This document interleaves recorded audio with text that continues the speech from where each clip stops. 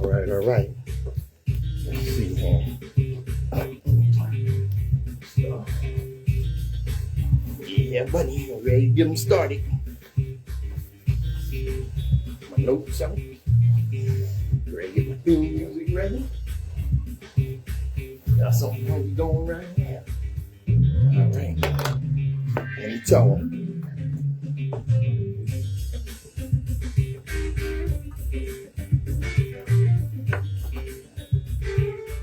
WHGE 95.3 FM. Coming up, the open eye.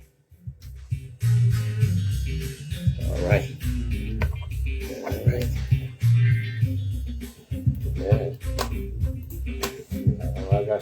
I got something for you today. Yeah. Let's see. Let's start out with here. Let's start here. Yep. I want to start with that. Yeah. Up, excuse me. Come on in. People coming in. Okay. Yeah, all right.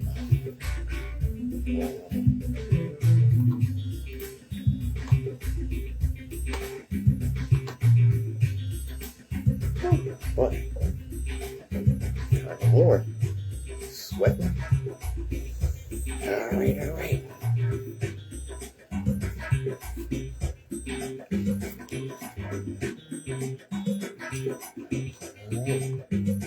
Now it's about that time, y'all. Oh, not bad. Wait a minute. Open the show. All right.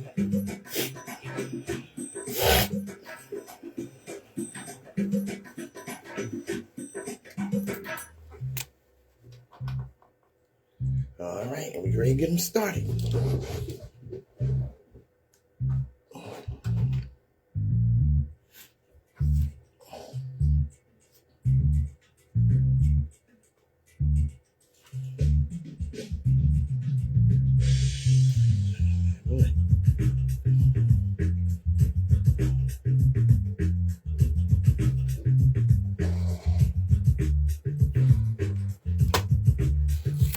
Those of us that indulge in or commit intellectual violence don't do so for the pleasure of mental masturbation or deliberately.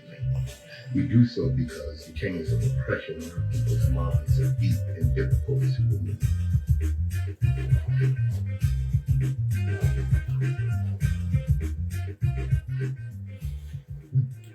Good morning, my children of the sun. Welcome to the Open Eye on WHGE 95.3 FM. I'm your host and third eye optometrist, Patrice Gibbs. Yes, indeed, ready to get it started. Well, we're going to start right here. Since I usually start with some history, let's start with a historical figure that we recently lost. NFL giant and civil rights icon Jim Brown died at 87. All right. Good morning, Brother Vaughn. All right. A craftsman on the football gridiron. Jim Brown was widely considered one of the greatest running backs in the National Football League's history. I would say probably the greatest player ever. During his 9 seasons with the Cleveland Browns, Brown led in rushing yards for 8 of them. He led in rushing touchdowns for 5 of those seasons. He was selected the most valuable player in the NFL 3 times during his career and played for the Browns team that won the NFL championship, later to be known as the Super Bowl. And that was in 1964. Yardage is a big thing. Having your team win the championship is, he once said, that's what I work for, winning the championship. And this requires a certain standard of performance. Brown passed away at the age of 87 on May 18th, 2023. And of course, Jim Brown was much, much more than just a football player. And we'll be right back with more in a second. I think I got to let my boy in. So in the meantime, I'm going to run this disclaimer. All right. WHGE 95.3 FM. Express on open eye are those of the host, guests, and contributors. and do not reflect the policy or position of WHGE 95.3 FM, nor our sponsor, the Delaware Center for Homeless Vets. Any content provided by Open Eyes hosts, guests, or contributors are theirs and are not intended to malign any religion, ethnic group, company, or individual. The views and opinions expressed in the Open Eyes are those of the hosts, guests, and contributors, and do not reflect the policy or position of WHGE 95.3 FM, nor our sponsor, the Delaware Center for Homeless Vets. Any content provided by Open Eyes hosts, guests, or contributors are theirs and are not intended to malign any religion, ethnic group, company, or individual. All right, WHGE 95.3 FM had to let Nsoromma in the building. Yes, indeed. Yes, indeed. I was saying about Jim Brown, you know, one of his best friends was Richard Pryor. And he was really instrumental in slowing down Richard Pryor's drug addiction. All right. Life after football. Toward the end of his football playing days, he took on another career path, acting. He made his debut in the 1964 Western film, Rio Conchos. He landed a big role in MGM's The Dirty Dozen, which was filmed in London in early 1966. All right. And one of the, I guess, controversial things during the 60s was his starring role with opposite Raquel Welch in the iconic Beauty. Okay. Utilizing his prominence as a public figure, Brown showed his support for the black community has been known to lash out at athletes who have not done the same. He was a major supporter of Muhammad Ali when Muhammad Ali would not submit to the Vietnam draft. In 1957, he helped develop the Negro Industrial and Economic Union, a black capitalist organization that was established to booster investment and technical support for black-owned businesses. In 1988, he founded the Amer I Can Foundation for Social Change, a program that is aimed at helping at-risk youth in underserved communities in Los Angeles and Cleveland. Brown is survived by his second wife, Monique, and their child, the Associated Press reports. He was married to his first wife, Sue Brown, for 13 years and had 3 children. Jim Brown, an iconic figure in our community, and a very, very special figure, man. That's where WHGE 95.3 FM, the Open Eye.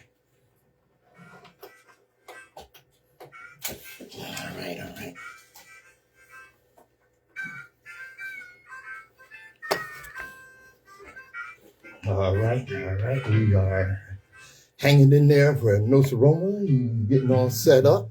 We'll be right with you. And in the meantime, enjoy my music. All right.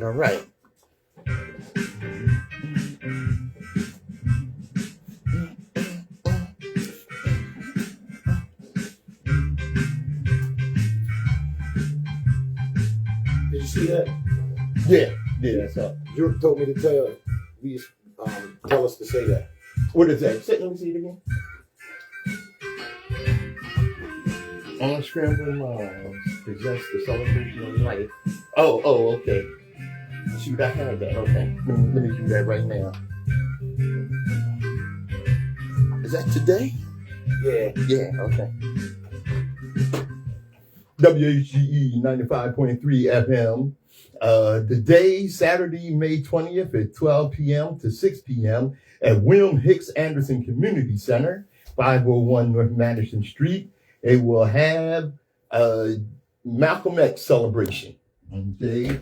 Celebrating the life and legacy of El-Hajj Malik Shabazz. That's today at William Hicks Anderson Community Center on 501 North Madison Street. All right? You want to fall out and, participate in that. Anything recognizing the great Malcolm X, which we will be talking about later on. WHGE 95.3 FM. All right.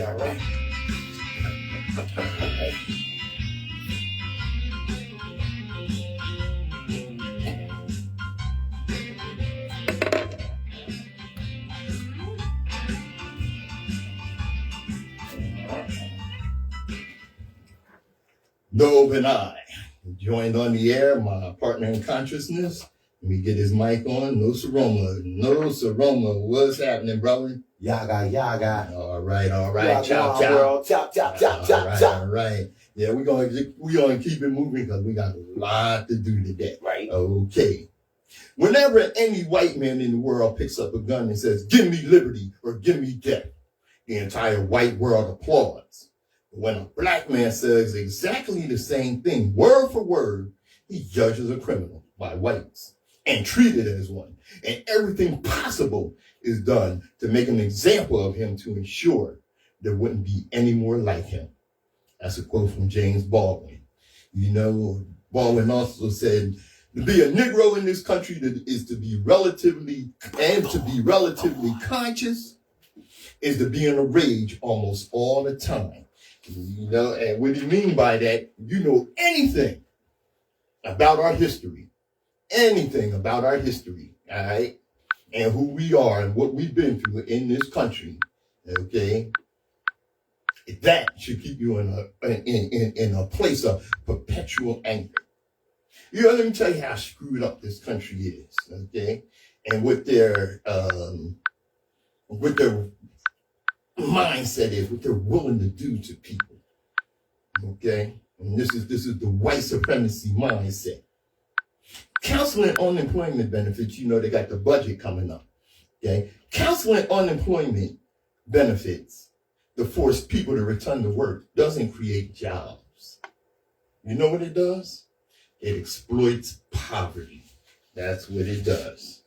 Look, to give you an idea, you always hear, you know, people say, well, pull yourself up by your own bootstraps, you know, and this generation, and this is from baby boomers, specifically white baby boomers say this. Why can't the slackers pay for college and pay off their loans like we did? Let me tell you why. Let me tell you what the average weekly wages were. All right, what the economic status of people were in the time that these white baby boomers were coming along. Right. Mm-hmm. The average weekly wages in 1973 was $873. All right. In 2022, it's $813. Wages stagnated. The median cost for a home in 1973 was about $30,000. The median cost of a home in 2022, just last year, and so it's probably relevant this year, right, was $433,000. That's a median home, a middle class home, maybe a little upper middle class. $400,000 in 73 is $30,000. Wow. Monthly rent in 73 was $108. For a decent apartment now, it costs about $2,000 a month. True. Yeah. Tuition and fees at the University of California in 1973 was $150 a year. Wow. Now it's $13,000 a year. And you talking that crap about pull yourself up by your own bootstraps? And it's only going to get worse from inflation. Yeah, it's only going to get worse. Wow, man. It's only going to get worse. And on top of that, you know what the IRS admitted? What? The IRS admits black taxpayers are more likely to get audited just because we're black. Oh, you know what? And this is the mindset, okay? Mm-hmm. You black? What you doing with all that? Oh, you got too much money for a black person. Wow. So we're going to audit you. The IRS said Monday in an internal investigation has found that black taxpayers are audited at a higher rate than what would be expected given their share of the U.S. population and their income. Wow. The findings come after researchers earlier this year found that black Americans are up to 5 times more likely to have their federal tax returns audited than taxpayers of any other race.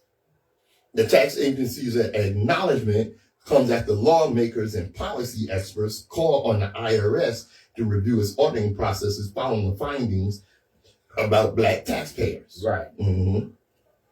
Now, like I said, the reason for that, you know, and it's something the IRS received $80 billion in funding through the Inflation Reduction Act. 80 Right? billion. Yeah.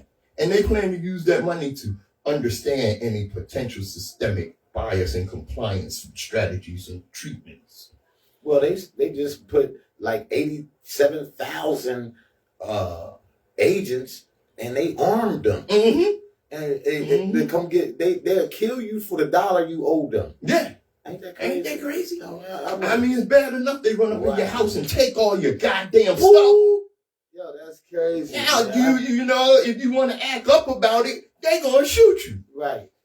You know what that is? That is not a democracy. That is not a republic. That is a fascist nation. That is what we are dealing with here. Most definitely. Yeah. Yeah. You know what? I got to deal with something. What? I got to deal with the bastard. Yeah. But anyway, okay, who the bastard? I'm going to tell you. I'm going to tell you. Check this out, y'all. Okay. All right. Uh-oh. Yeah. Let's see. No, it's not. I got it, y'all. Don't you worry. Because I'm going to deal with it. Yeah. Oh, there it is. Wait a minute. Wait a minute. I know I got it because I made it a point to have it. Sookie now. Come on, y'all. We got it here. No. Wait a minute. Give me a chance. Just give me a second. Oh, there it is. There it is. Right. Okay. Now, when I gotta play this for y'all. Dr. John Henrik Clark. Right. Yes, that's one of our master teachers and my hero as far as I'm concerned. Okay. He said one of the things that he was reluctant to talk about was the bastard. Now, who is the bastard? The bastard is the unmarried child, right? Well, something like that. The official definition is an illegitimate child. Okay. In our community, okay, and one of the places that he points to is Haiti. Because what he was terming the bastard were the half-breed children of African slaves and Europeans. Okay. And in Haiti and in colonies of the French and the Spanish, see, when they had a male child by a slave woman, they would often see to it that a male child was educated. You know, especially with the French. The French would send him back to France to get educated and what have you. Okay. And what would happen is this put chains of oppression on the bastard's mind. And he would be against his mother's children, his mother who was an African. He would be against her children. Okay. And as time progressed, you know, especially here in the States, okay, the bastard, often the child of slave masters, okay, was given certain privileges. He was often the house slave and given certain privileges. And as time went on and we moved past chattel slavery, the bastard wasn't so much a child of the slaves physically and biologically, but a child of the slave master mentally. Okay. And one of those people that I refer to as the bastard is this guy right here. This guy is being interviewed by Jon Stewart. Excuse me. Who is he was a white guy. Yeah, I feel that. Jon Stewart, he was the former host of the show, what was it? The Daily Show, whatever it's called. Okay. And this guy that he interviewed, listen to what he says here. I'm going to turn this up good and strong here. All right. I wasn't going to do this. The point was made already. But just run the clip. How do you make that argument? Because, so, it makes a good point. So you kind of have two things going here, which is one is a moral argument and one is a practical argument. A lot of people, I'm not going to say white people, but a lot of people don't recognize that disparity as purposeful in the execution of the laws of the state. What you're describing and the system you're describing isn't happenstance. It's not something that just came upon this community. It's the design of the system to keep a community without power and without wealth. The reason why your language makes me feel uncomfortable is because it makes it sound like there's some sinister person who's designing a system today to hurt someone else. It's not today. Okay, let's back up.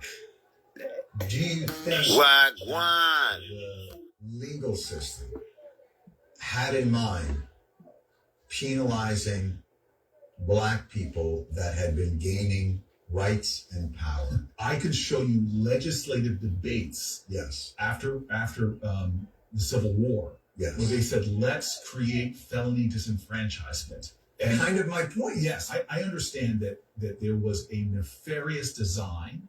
What I'm saying to you is that if we are going to solve this trap, the language we use, to me at least, is very important. Somehow we have to shift. We need to tell the truth. But somehow it can't be a conversation about blame.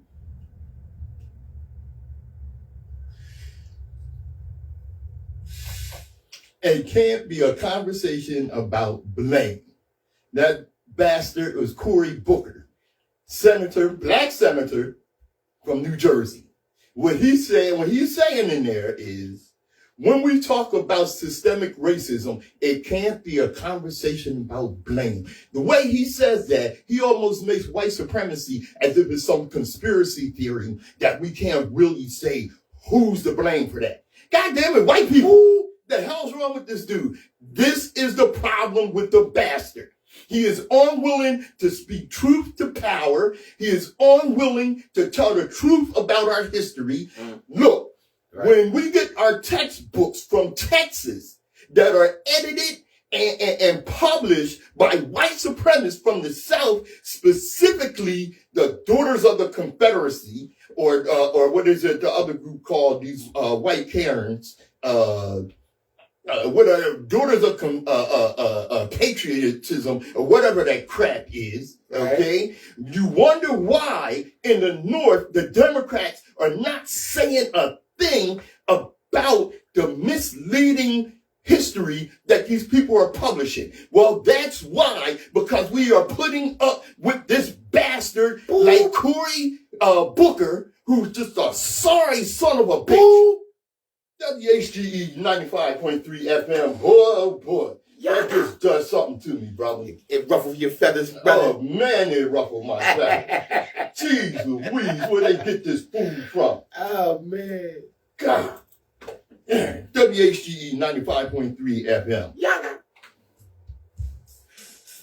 Hey, y'all get ready to get him started. Y'all hear him? He heating up now. I see him sweating a teeny bit. Yo, Vaughn. Yo, Carrie. What's up? I know you at work still tuning in to hear the truth. Thanks, bro. You know what I'm saying? Pat say thanks too. You know what I'm saying? Mike Whittle. What's good, my brother? I see you. Where you at? I was going to come check you. Put my feet in the grass. You know what I'm saying? Put my soul to the soul. You know what I'm saying? Soul to the soul. Man.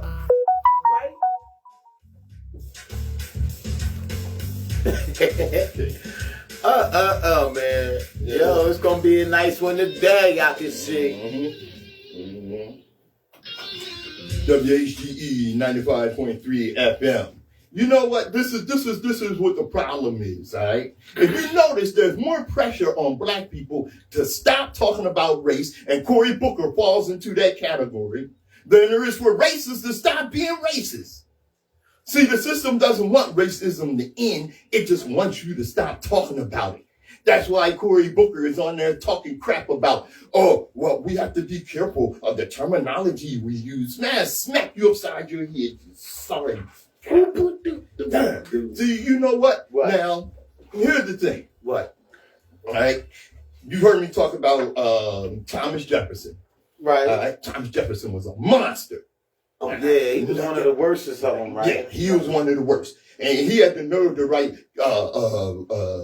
what is that? We have the right to pursue happiness and this, that, and the other, liberty, whatever it is. Pursue the happiness, liberty, and pursue the happiness, liberty. Yeah, he wrote it in the Declaration of Independence, whatever that crap was that he didn't believe that he wrote. All right. But here is something that he actually believed.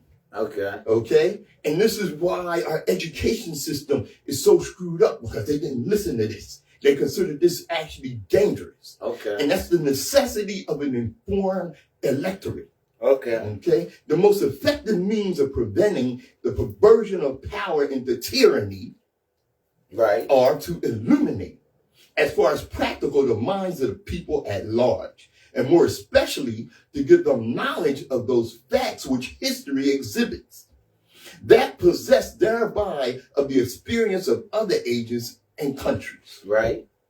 They may be enabled to know ambition under all its shapes and prompt to exert their natural powers to defeat its purposes. Right. Right? Now, Thomas Jefferson said that in the Diffusion of Knowledge Bill in 1779.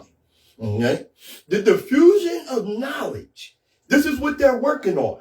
They want to diffuse any knowledge that regular people have. That's why you have a bunch of dumbass people voting for a bunch of dumbass ignorant politicians.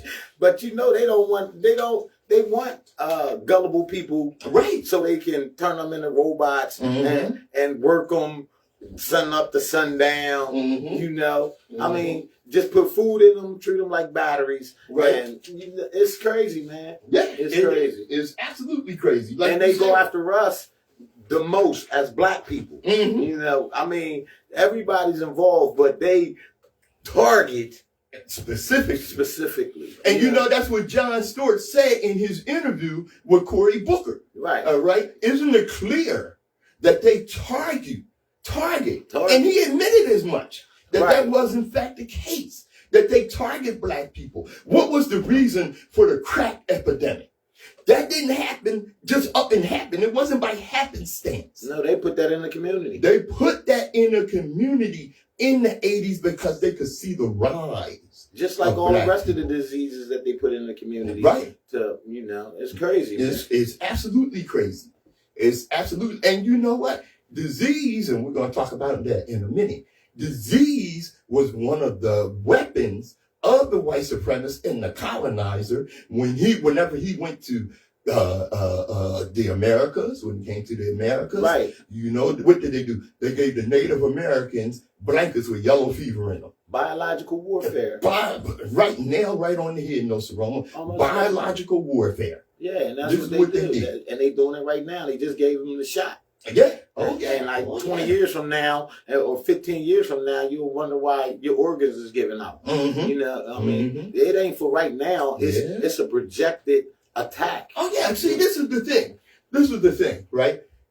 What they have convinced people of, right, is prophecy. These things are prophesized. No.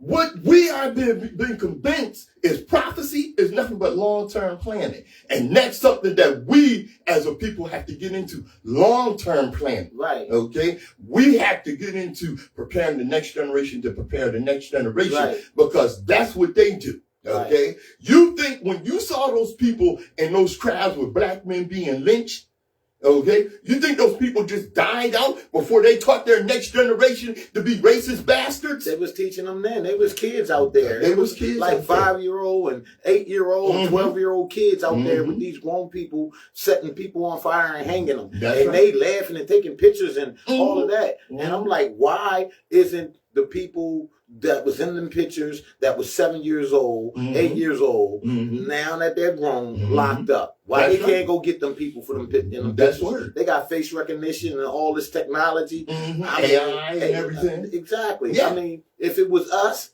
and it was vice versa, they'll be trying to come get us, really, right Oh, now. you could believe that. You understand? You could absolutely believe they be on their way to get us. Right. That's word. WHGE 95.3 FM. We ain't through with you. Say Eggs, what's up, Thickums? Tracy, I see you. Thanks for tuning in. You know what I'm saying? It's all good.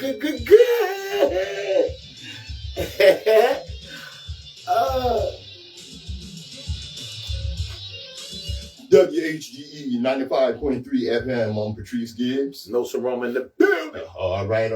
Now, we was talking about biological warfare. Definitely. Have you heard of Operation Dropkick? I do that all the time. I drop nah, but I haven't heard of that. You know what I'm saying? How about Operation Big Itch? Big hits? Nah, that sound like okay. And they got some operations for you. They got some operations for you. Kill you and destroy you because of the name. What else, bro? Yeah. Big ups, Tracy. This is for you. Tracy. Sister. Thanks for pointing this out. Thanks. Operation Big Itch and Operation Drop Kick. Oh, yo. The Corps, the Army Corps, and the CIA explored the feasibility of using fleas and mosquitoes as weapons. Oh, yeah. Yeah. Declassified government documents apparently show tests were conducted, but with uninfected. This is what the declassified government documents said. Okay.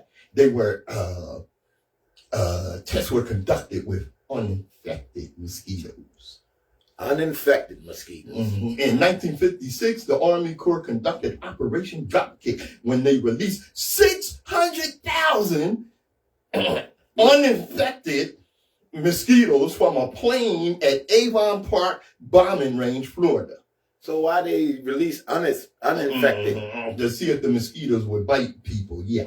Within a day, the mosquitoes had spread a distance of between 1 and 2 miles and had bitten many people. The mosquitoes were released across several black communities in Florida. What's that disease that the mosquitoes used to give people? Malaria. Your malaria, man. I mean, that's... Yeah. You see what I'm saying? Yeah. Okay, keep going. Yeah. In the predominantly black community of Avon Park, dozens of black people became ill and 8 people died. Yeah. Uninfected mosquitoes, they said. In 1958, further tests discovered at Avon Park Air Force Base, Florida, mosquitoes could quickly be disseminated from helicopters, would spread more than a mile in each direction, and would enter all types of buildings. Wow. An Avon Park resident, Patrice Peterson, didn't know about mosquito releases, but recalled that screwworm flies, as they were called, were released in the mid to late 1950s. She was only 14 at the time. Wow. Mm-hmm. We know they released some flies, but what was the reason and why? I can't remember why, because we were in school back in the 1950s, Peterson said. Occasionally, we would see them when they fly over and drop little boxes out.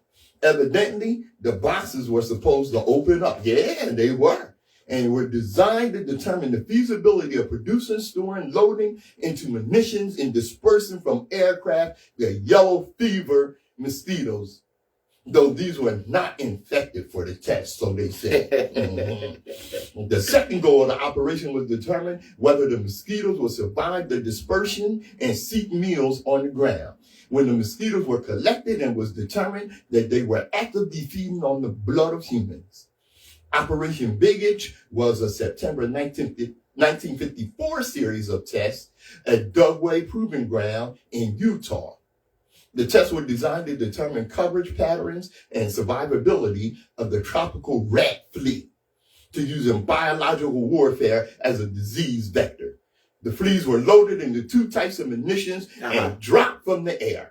All right. And they did this on American citizens. Big Itch proved successful, and the test showed that not only could the fleas survive the fall from the airplane, but they also soon attached themselves to hosts, meaning they were biting the shit out of people. Wow. Yeah. Yeah. But you gotta understand, Pig. You gotta understand, though, Jack. Mm-hmm. You know, your government is honest. Oh, they ain't gonna lie to you. No. They gonna put your best interest in hand. Mm-hmm. You know, you gotta believe in your government. Yes, believe in your government, and you'll find yourself in hell. WHGE 95.3 FM. Open eye.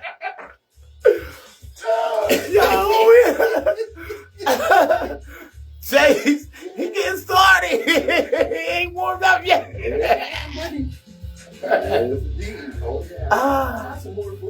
Oh man. Oh my God. No, so what's up? Thank y'all for tuning in, still hanging in with us, you know what I'm saying? It's all good. Y'all got any questions, want shout outs? Let me know. I'll shout you out as I'm reading them, you know. What's up? As I'm scrolling. I see Sister Tracy over there. Yeah, Tracy's on point. Carrie, All right, Vaughn, brother Terry. Mike, Thickums, which is Sadie's. Yo, I mean, All right. keep coming. Keep us tuned in. Get this knowledge. That's word.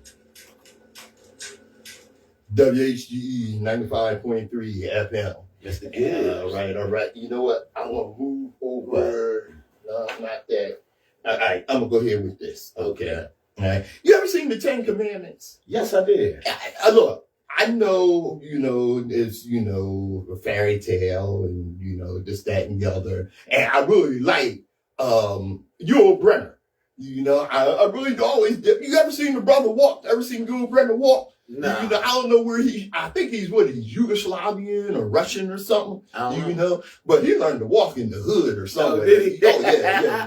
He got a peel. Oh, yeah, he got that swag, Jack, But here's the thing. What? Of course, it's about the Exodus, from Egypt and this, that, and the other. Okay. There was no Exodus. It's a myth. Okay. The Bible story of Moses and the Israelite Exodus from ancient Egypt is purely fictional. Not only is there no evidence of the Exodus, but it also contradicts known history. Evidence shows that there was no major increase of people in Israel at the end of the supposed Exodus. Okay. There were also no Jews, Israelites, or Hebrews in ancient Egypt. There were a people called Hebrew. Hebrew, all right, which was corrupted to Hebrew. It was not until almost 2,000 years after the Great Pyramids were finished that we see the earliest record of Hebrews or Jews in Egypt. They weren't even called Jews then. These Jews were also not slaves, okay? And they look nothing like the people in Israel right now that are calling themselves Jews. They're converts. They are not the actual original Jews. And like I said, these Jews were not slaves. They were soldiers who fought alongside the Pharaoh soldiers. Now, when the Hyksos came into Egypt, some of these Jews who were black people sided with them Asians. All right. And when our cousins from Nubia came up in the Kemet and ran them Asians out, some of them Jews or Hebrews who had sided with them white Asians, their ass got kicked out too. That might have been the Exodus, which would mean exit. Exit your ass, stage left, and don't come back with that crap unless you're willing to adhere to the rule of Africans. And but I heard that, how can you write a book on a person and you never met them? God, you know what? And then, not only that, all the people that supposedly wrote the chapters in the book, where are they buried at? They don't have a gravesite. You can't even be took to their gravesite. So how is that? How does that go together? I'm like, bro, I've been to Egypt. Huh? I've been to Egypt. Right. I saw the tombs of Ramses, Thutmose, what might have been the tomb of Imhotep, all Africans. All right. Tell me where the tomb of David is. Right. Where's the tomb of Solomon? Okay. There is none, right? Yeah, there is none. Paul, all the people that supposedly wrote some of the things that's in the book, they don't even exist that have a grave. That's right. I don't understand that. The Bible says God created Adam and Eve 6,000 years ago. Science tells us mankind is at least 1.8 million years old. Why did they choose 6,000 years? 6,000. Yeah, because everyone before 6,000 years was black. We don't know where they came from. I know white didn't exist for a minute too. I mean, and even when they was white, they didn't call themselves white back then. It was like, you called yourself by your tribe or your country or whatever. Right. Romans were Romans, Greeks were Greeks. Right. And it's something how they want to say like, well, Rome was a white country that, was white. Well, yeah, it was a European empire, but Rome was actually very diverse, and there were many black Caesars that sat on the throne of the Empire of Rome. Yeah. All right. Now, certain people are not willing to acknowledge that the world did not wait in darkness for Europe to bring light. The history of Africa was already old when Europe was born. You know what? You look in the Bible and you read the story of Abraham. Abraham was about 4,000 years ago, according to the Bible. Right. When Abraham supposedly went into Egypt, okay, the pyramids were already an ancient monument that was some 4,000 or 5,000 years ago. Right. And it was already an ancient monument then. Okay. The history of Africa was already old when Europe was born, like I said. All right. The birthplace of advanced civilization, thousands of years before there was an America, before there was England, before there were the Mongols, before there was the Arabs, before there was Rome, before there were the Greeks, before there was China, before there was the Olmec, before there was the Persians, before there was the Phoenicians, before there was the Indus Valley, before there was the Sumerians, before there was even Kemet, there was the Kushite Empire. All right. And you go to museums in Europe. You know, if you emptied out the British Museum of all its African artifacts, you would just have a visiting hall. Because how come there are no bones of white people in the museums? Because there were no graves for them to dig up, like Nsoromma said earlier. Where the hell are their tombs? All right. You know, it's just the fact of the matter. You know, where were they? Because they didn't come into existence until, you know what? What? This is how I look at history in the centuries of history in terms of days. Okay. All right. We were here 8 months ago. They've been here 2 days. WHGE 95.3 FM in the open high. Yo, Maya, what's good? Northside for life, boy. You know what it is. How's it going? Everything going good for that though? You know what I'm saying? Yeah. Keep pushing, baby. Keep pushing.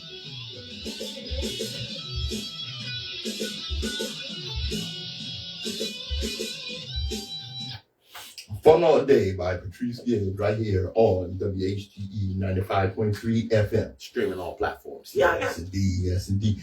I got this from Sister Sweri Naira Kano. Okay. This is a sister, I think she's from Nigeria. Thank you, my sister. Yes, indeed. She is a very excellent teacher. Okay. All right. I've learned a lot from this sister. Okay. She says, here are some practices in ancient Africa that Europe considered barbaric and uncivilized for the longest time. Okay. When in reality, they were just environmental conservation techniques. All right. What the African understood was to live in commonality, in concert with the environment. Okay? Right. A lot of people often wonder, why is Europe more advanced when it comes to technology than Africa does? More advanced than Africa. Okay? Europe advanced in Africa? I didn't think that. More advanced than that. Today, you know, you can say that Europe is more advanced technologically than Africa. Because they don't never show the stuff over in Africa. They always show the kids in the dirt. You never seen a city in Africa. Well, I'm talking about America. Yeah. America, they never show African cities, thriving cities in Africa. They always show you with the black kid with the fly on the eye. And, you know, it's crazy. It is. Okay. Let me tell you something. All right. The reason for that is Africa does not experience winter. For instance, Samori Touré's Mandinka Empire was advancing in horse transport. Ethiopia in lion transport. Donkey transport among the Bantus. However, these forms of transportation were only beneficial to Africans and unsustainable in Europe during winter. Okay. Therefore, the Europeans, the colonizers, when they came in, they brought in cars and vehicles, creating a huge hazard to the environment by leaving behind toxic carbon footprints. Right. Other uncivilized African practices that contribute hugely to environmental conservation were mud huts. Mud huts were exclusively from nature and were highly effective in protecting the earth from environmental pollution by actively reducing the human carbon footprint. Right. Many African communities use firewood as their main source of energy and were only using the dry parts of the plant. It was also a taboo in many ancient African communities to uproot or cut down medicinal trees. because they believed that the spirits would relocate far from the local community, resulting in plagues. And let me tell you something. But Contrary to mythology, to popular belief, okay, the Africans were not easily conquered by the colonizer. They started in 1492, all right? Colonization wasn't really in place until the early 1900s, late 1800s. from 1492. From 1492. Yeah, they was Right. fighting. Africa in Europe was known as the white man's graveyard. And they would go over there and they would, a lot of times, they would bite the dust. That's why it took them so long. Because not only were they fighting the people, but they were fighting the spirit of Africa. Okay? They would be bitten by bugs, attacked by animals.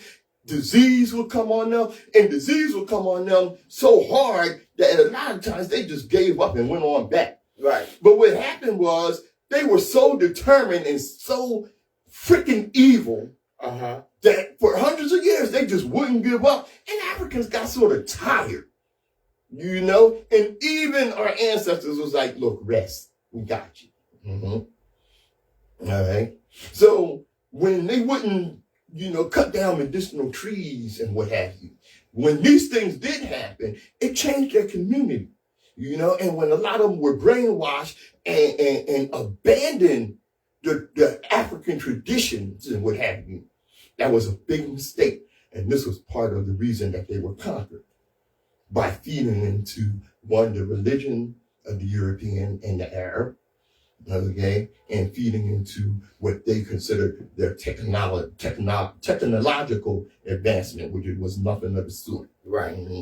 They may be technologically advanced, but let me tell you something. The ancient Kemet, the ancient Ghanaian, all right, they were considered, with all of the world's technological advancements, you're socially barbaric. All right. African communities, like I said, wouldn't uproot or cut down these trees. Among the Ajiku community, for instance, it is still up to this day a taboo to cut down a mugomo tree, which is believed to be a home for ancestral spirits and other creations. Now, the waters in ancient Africa were holy and were perceived as inhabitants of God, or were perceived as habitats of God, therefore always kept pure. But you got to think that's true, because they used to, you know, they used to look at the land as their sacred. Right. They went with the land. They would feed the land and make sure it was there for their next generation. Right. You know them siblings. You know what I'm saying? Yeah. So, and when America came and started bombing them, and you know, it's crazy. And look what we do to our waters. You know, when I was coming up here in Wilmington, Delaware, right, you could go downstate and go fishing and crabbing and bring that stuff home and eat it. Right. You better not do that Better now. not do it You now. be glowing. You're glowing You the dark. glowing. Yeah, you You glowing glowing the the dark. dark. You eat that crap. All right? Because they dumping all of them fineries and refineries and all of that into the chemicals in. in. Yeah, man. And like I said, the waters in ancient Africa were holy and were perceived as habitats of God and were kept pure. And the purity to the locals meant no defecating in the water, Right. washing or dumping refuse in the water, because it's believed to be disrespectful to the gods. Right. Ancient Africans took seriously the philosophy of Ubuntu, which also meant living in close proximity to the flora and fauna, meaning into the environment. Right. But due to European management that started in the 18th century, the early 1900s, which is considered more civilized, the exploitation of our environment has gone up at an alarming rate. Let me say it again. The exploitation of African environment has gone up at an alarming rate. But today, the Tonga people of modern-day Zambia are among the leading promoters of going back to Eden's slogan, like living on trees that was previously uncivilized, but is currently luxurious. Is a luxurious move in Europe now. In conclusion, It is high time that governments, policymakers, and environmentalists give the conservation mechanics employed by ancient Africa the prominence it deserves when it comes to the environmental sustainability. If we are serious about saving the planet. And I tell you something, what's wrong with the Caucasian? Because he seems to not be able to stand the environment. You know, something to say? And one other thing, Pat, it's like they got us so blindfolded that you have other continents and countries that on a map look bigger than Africa. And in actuality, all the other continents and countries can fit in Africa. Ain't that a trick? How many of you use that today on WHGE 95.3 FM? Yeah, that's crazy. And you got Africa this small, you got Germany this big, Russia this big. All of them could fit in Africa. Yeah. You know, and I tell you something else. Africa is the only continent that is actually welded to the planet. The rest of them are floating. Yeah, you gotta say that. Okay. Yo, Jardel, what's up? Capitalism. Good morning, brother. Good morning, brother. Yo, peace, power, and race first. Yeah, you know. Yo, yes. One of the things that came up when we were off the air was the fact that, you know, the rest of the continents float. Right. Africa is the only continent that is actually attached to the earth. To the planet. To the planet. Wow. That's word. Yesterday was a high holy day for Black America. Okay. Why? Because it was Malcolm X's birthday. Happy birthday, Malcolm X. Yes, indeed. Start off with a little trivia here. Okay. You know who John E. Sanford is? Fred Sanford? Yeah, my man. Yeah. His alias was Chicago Red. Okay. His best friend was Detroit Red. All right. They were friends and partners in crime in Harlem in the early days. All right. And later, like you said, one would become Red Fox and the other, well, you know, Malcolm X. Yes, indeed. Malcolm X. And I bet you a lot of Black people didn't even know that. Yeah, a lot of us don't know our history and who's famous and what they did to get famous and, you know, how they affected your life. Because it has affected all Black people. They have. That's right. And you have to wonder what motivated Malcolm to be the man that he was. You know, well, let me tell you something. Because he was born in 1925. Okay. Where was he born? Was it Detroit, Michigan?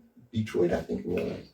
All right, but at any rate, he was effectively orphaned early in life.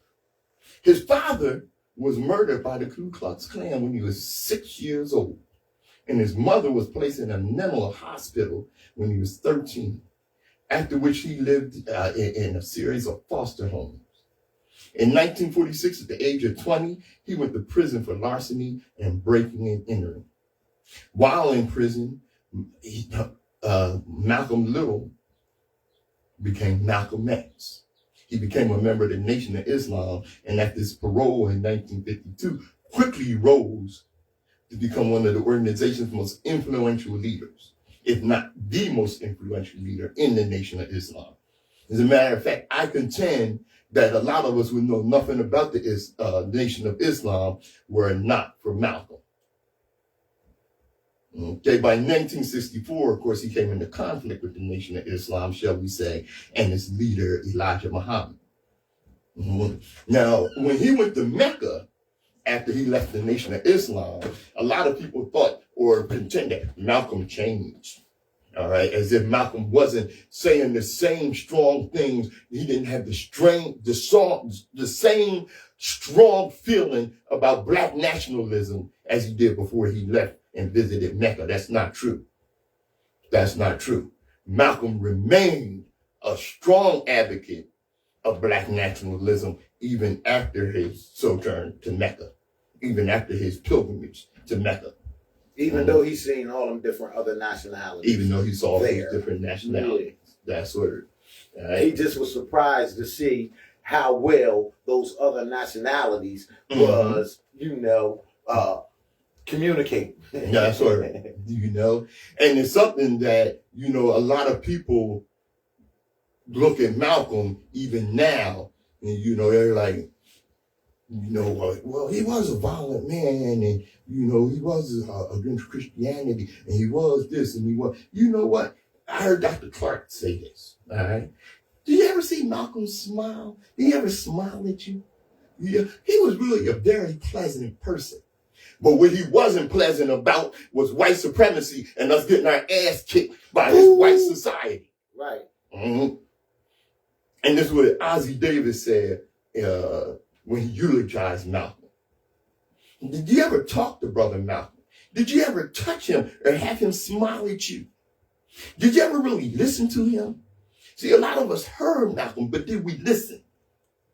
Did he ever do a mean thing? Was he ever himself associated with violence or any public disturbance?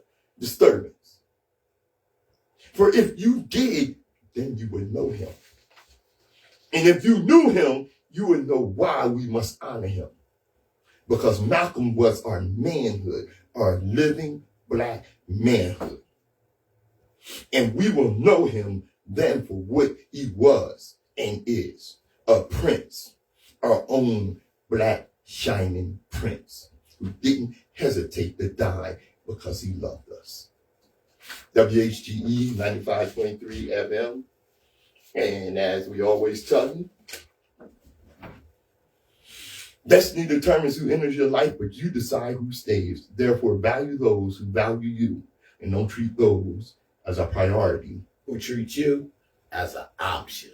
I'm Patrice Gibbs. I'm Nsoromma. WHGE 95.3 FM. The open eye. We can say it together, brother. Thanks for tuning in. Yo, what's up? You know what's up? There go our hour, like, bow. It come through like fast, you know what I'm saying? So we thank all y'all for tuning in, Jardy, you know what I'm saying? Jardell. Look, I got it in my head, Jardell, that I want to say that. I don't know why, But anyway, Tracy, Vaughn, Mercedes, Mike. Hey, yo, look. Thanks for tuning in. And Pat, what I always tell you, global African supremacy. Because the world was a much better place when the African ruled. We were in concert and in support of nature and still built great monuments that stretch up to the sky. When you go to Egypt, ain't nobody got to convince you of nothing. It's streaming in the sky. You can see it. Global African supremacy. Peace. All right. Yeah, streaming on platforms. Thank you for tuning in.